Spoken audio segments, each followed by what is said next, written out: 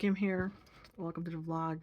Today we're going to talk about, or I'm going to talk about, how to become a nurse here in the States if you're Filipino like me and graduated with your bachelor's in the Philippines. So today we're going to talk about the process and all that jazz. A little bit about me if you're new here. Kim, born and raised in the Philippines, moved here in the States. Been a nurse a while. Now I'm going to talk to you the process, how to go through, and I feel like this is really helpful.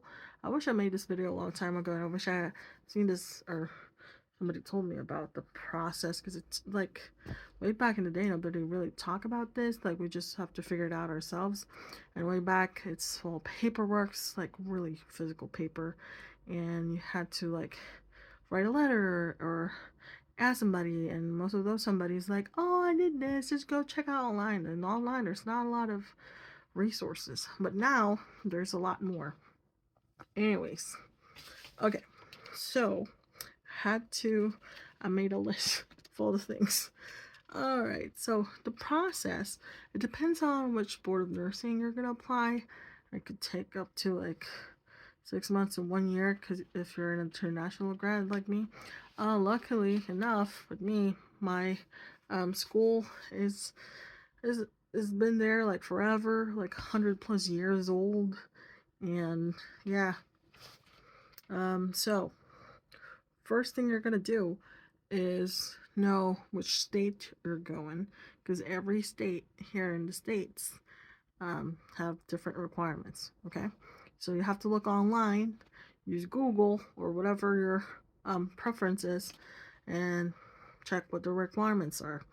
Usually, what I did was, I was in Florida at the time.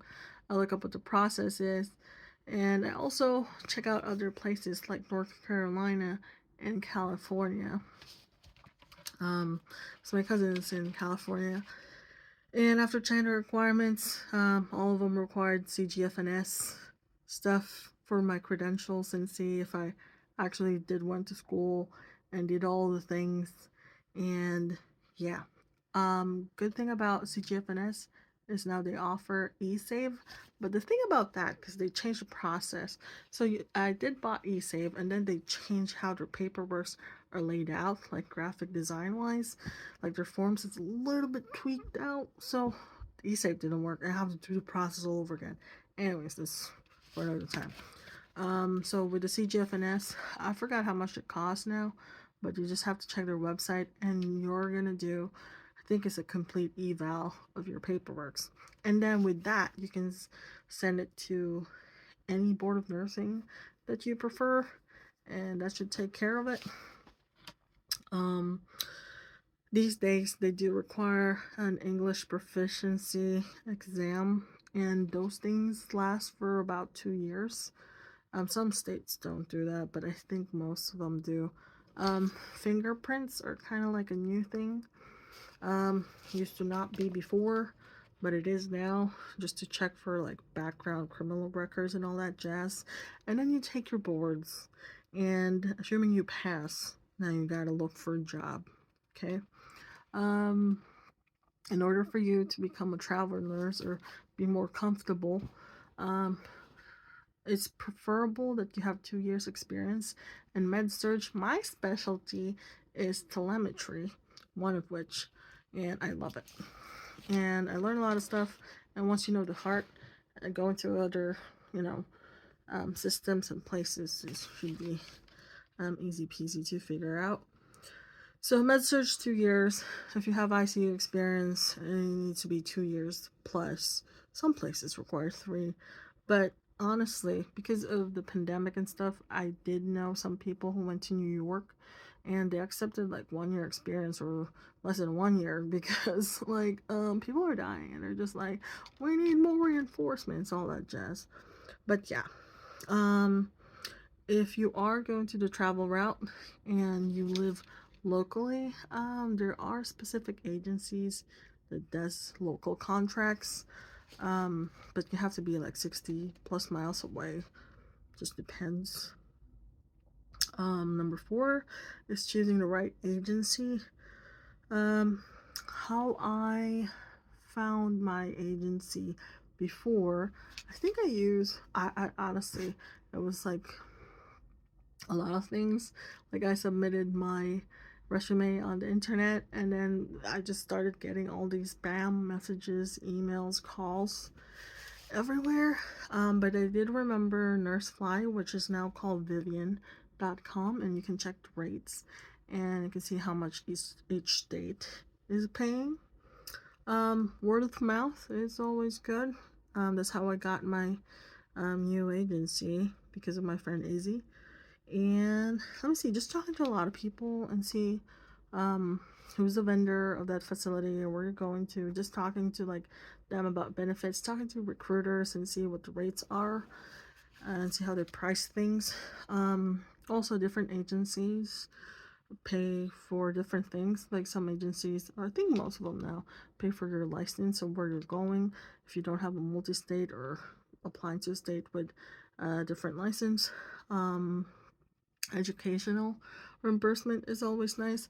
HSA is also good. 401k, it's not all of them offer that stuff. You have to be employed with them for like 3 or 6 months or something. Otherwise, yeah, sometimes it's just a gut feeling, you know. When it comes to pay as travel nurses, we do get like a taxable hourly rate and a non-taxable, which is because you are going to a different place.